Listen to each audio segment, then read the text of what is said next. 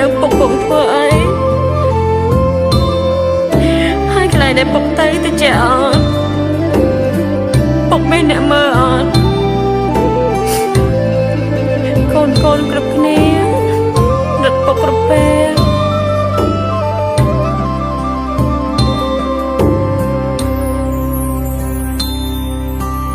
លោកពុកដ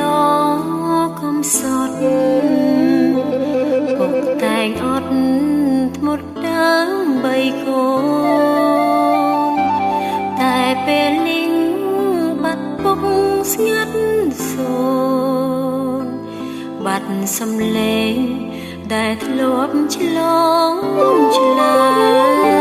យ